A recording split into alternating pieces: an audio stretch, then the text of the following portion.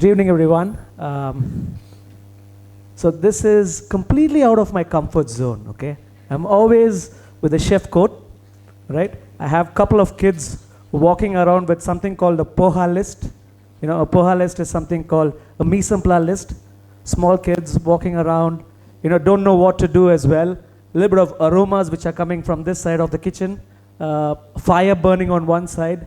I have a small little list in front of me waiting for people who are going to walk into that particular door.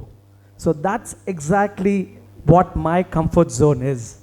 And to face everyone, and that too in TED, is a little bit, my heart is beating a little bit faster, all right? So let's say I might ease a bit after a few minutes, but let me start it off right now, all right, yeah? As you all know, a chef's job is to prepare food, right? That's the only thing which we do. But I'm going to tell you that my job is not about preparing food.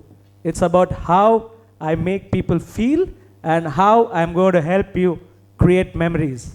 Because everyone who's walking in that particular door, they are walking in to celebrate something. It could be their birthday, it could be their wedding anniversary, or it could be a TED speech like this, you know.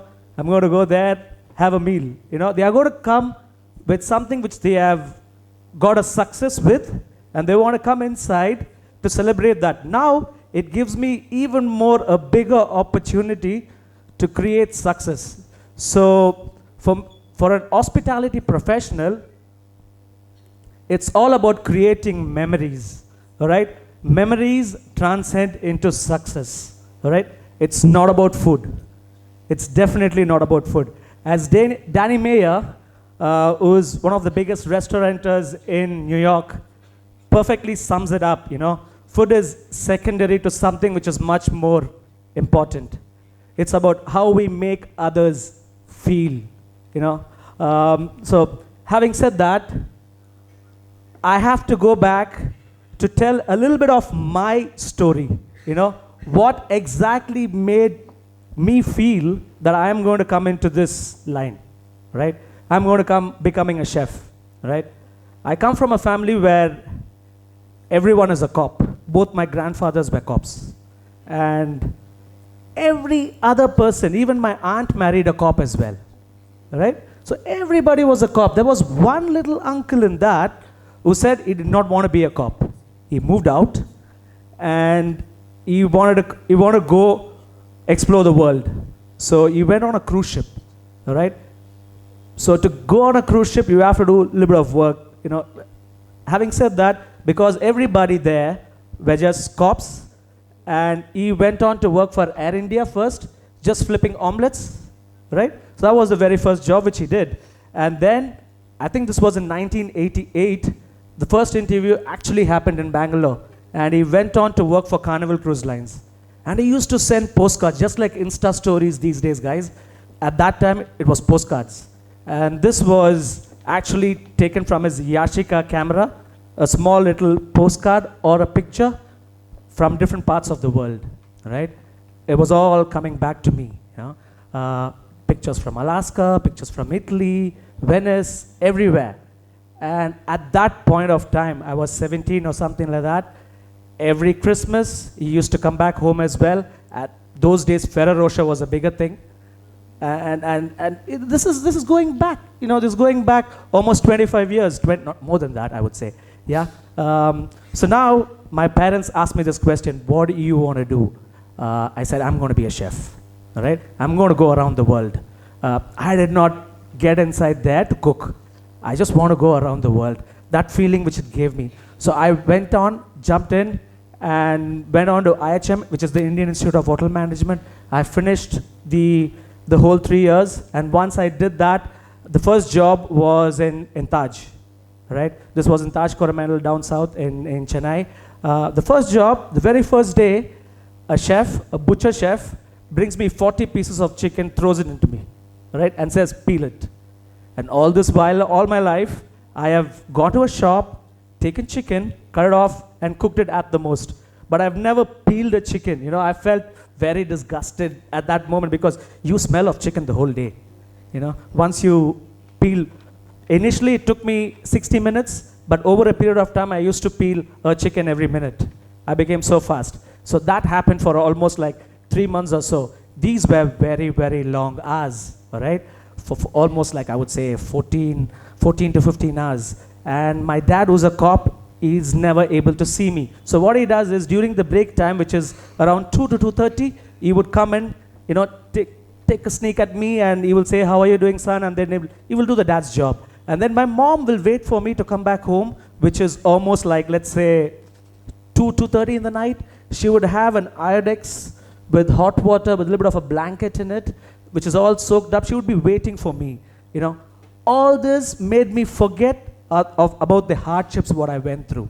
Right? The love which she actually showed me. Right? That feeling of me becoming a chef of that chicken is all not there anymore for me. Right? Because I got this love from. Of course, you might say it's only parents, but yeah, it's something which I felt special as well. Now, how are we trying to make it much more special for those people who come into our, to my restaurant every time, right? So this is about one gentleman whose name is, I call it the 95-year-old Nerele. Nerele is nothing but jamun, or we call it navaparam, which is very hyper-local, right? Which is very hyper-local. It happens only during the month of May, June at the most, but at some point of time what happens is, if there is rain, it prolongs, that season prolongs a little bit. So this happened last year, not this year, last year. So this gentleman, whose name is Mr. Ravi, he walks inside the restaurant, and I have a small little restaurant which we call a degustation menu, which is called a tasting menu. Some of big restaurants around the world actually follow this kind of a pattern, right? So it's basically 10 courses which are being served to you with different taste profiles for 2.5 hours. You don't get to choose the menu or anything. You have to just give it to us. Come with an open mind. Let us know if you're vegetarian or non-vegetarian. Just come, sit there, have an experience. So this man, who's 95-year-old, is sitting there and having this 5th course. This 5th course is jamun with some sanikata salt on it, right? A little bit of chilies as well. He had the first one, and then he puts his hand out and he calls me, "Johnson, or the chef, can I have you a minute?" Because it's more like a chef's pass, which we call. So I go there, I talk to him. "Yes, sir, how can I help you?" He says, "I don't want the next course. Can you give me the same?" I go and give it to him. Then it's done. He calls me back again. He says, "I don't want the next course. Can you give me another one for me?" I go back to him. I give another one to him. The 3rd time, I'm losing my cool here as well. He's calling me again, and he says, "Can I have another one?" I slowly go politely tell him, "Sir, if you're going to have this particular course, you might miss all the other courses." He says, "I don't want to have any more courses. Just keep giving me this for 2 more. In a tasting menu, we don't do this, all right? This is uncalled for. But he told me, I asked him, "Why are you actually telling me to do this again and again?" He said, this made me time travel 75 years back, right? So he actually told me that the very first time I come out of my school, there was an old lady who was selling jamun, and I was able to taste salt and chili powder. So for all this, I don't care about my food. I care about how he felt at that particular moment. So this particular moment got etched in our memory, and I tell this particular story to every single people who work with me. As I was talking to you about, of course I'm a chef, so I have to talk a little bit about cooking as well. I'm not going to give you any recipes. I'm not going to tell you about anything more.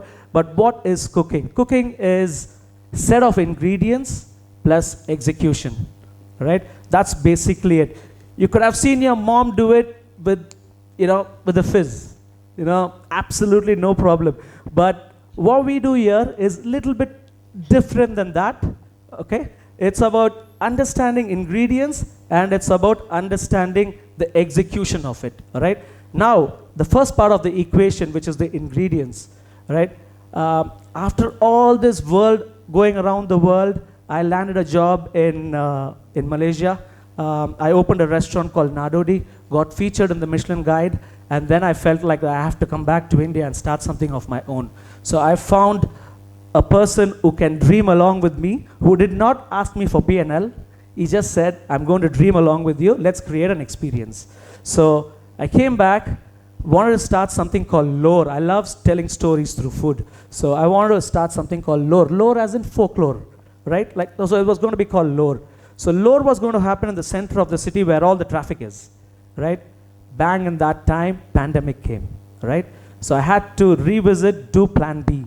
So plan B was taking something far away from the city, yet going close to food. So got a small little restaurant far away from the city. It took me almost 3 hours, all right? It's far away. It's close to the airport, by the way, yeah? So it took me there.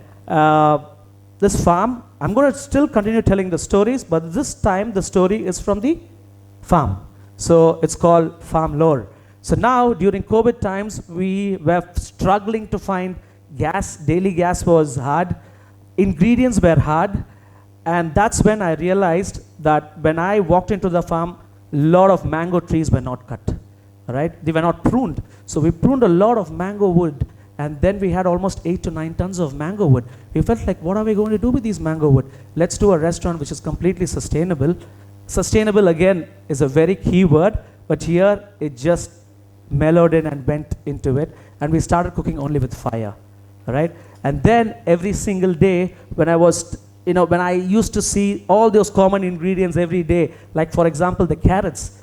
The carrots were all called stressed carrots, if you see them, and these were happening because more nitrogen levels in the soil. And I did not know that as a chef. And because of COVID, I learnt about it, right? I knew how we were taking everything for granted every single day. An easy tomato, an easy onion every day, we'll just go to a shop and we'll buy.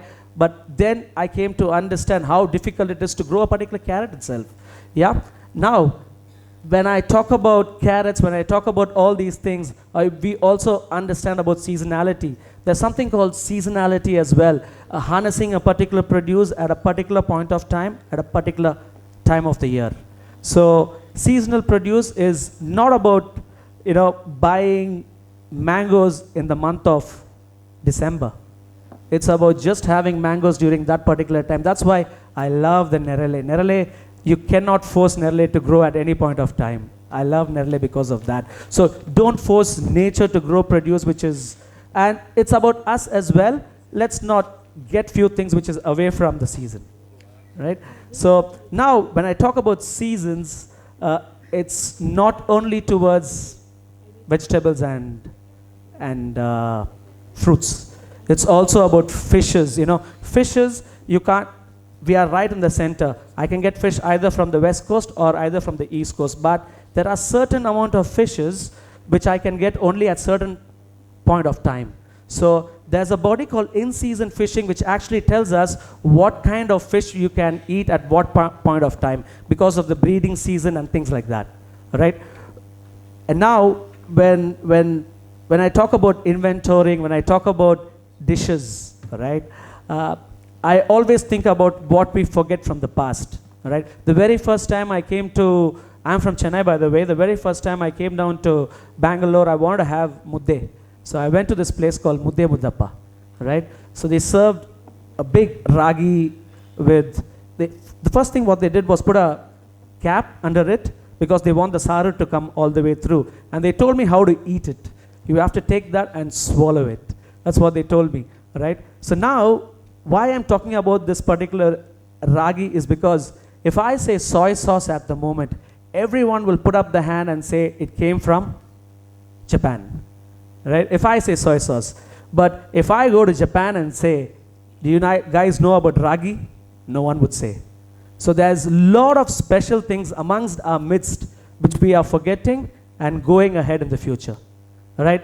Things like millets, and this particular dish, if I actually may say, it's horse gram millets and a little bit of ragi in there as well. Yeah. So there's Joni Bella, which is a substitute for sugar, which is a Malna jaggery, which is from Gokarna, closer to Gokarna. So things like that, right? So why I'm talking about these things is because we have to protect all these things for future generations. There's something called seeds bank. Seed banks, they actually store seeds for us, heirloom seeds, really good heirloom seeds, which we want to protect for the future as well. Yeah. Why I'm doing all this is because to reduce carbon footprint, because we are always in love with which is something which is far and wide. You know, if it means luxury, we always want caviar or truffles or things like that. So let's embrace locavorism. Let's embrace something which grows around us in a completely nicer way. Let's use the produce to the fullest as well. Yeah. Say for example, when maybe 200 or 300 odd years, sacrifice. If a lamb was sacrificed, every single part of the lamb was taken and had as food. Nowadays we are not doing it. We only want a particular breed of lamb, and we want only a particular cut of lamb. So things like that. So it's basically revisiting our past to protect the future. Yeah. Now, how do I do this? I do this by mentoring, I would say. It's called mentorship in my small little restaurant which I have. I create awareness through food, right? Because we all know about biodiversity hotspots. We create menus around biodiversity hotspots. So how rhinoceros or the tigers are going extinct at biodiversity hotspots. So we create that not only to educate or to get my fellow guys to know about this. It's also for the people who are coming to dine at my space as well, to understand or be mindful. I did not know that we all have a really big thing about an avocado, right? An avocado takes so much of water. I did not know about that, right? There was a small little avocado tree in my farm, and there was a bore well right beside it. The farmer, Gopal, he came running back to me. He asked me, he told me, Chef, I have a lot of avocados, but the water is getting depleted. Can you tell me if there is a connection between that? I did not know about that. But after that, I researched a little bit, and I come to know that avocado can deplete water levels as well. So understanding that, and then I stopped growing avocado. I did not cut the tree, but I stopped using them. I did not cut the tree, is still there, but I stopped using them. What I mean to say is ethical cooking and mindful eating is something which I always want to take it forward in the future. It's like safeguarding the future to create memories, because I won't have a story like a Nerle story in the past, right? If I don't have millets, if millets are going to get extinct, I'm not going to tell few people about ragi in the future, right? So I have to be very mindful of what I'm actually doing at this point of time, and also educate and make people aware about these ingredients and these process what involves to safeguard this for the future. Yep. I conclude by saying, first, in the beginning I felt really uncomfortable, but now I feel comfortable. All right? Yeah. Thank you.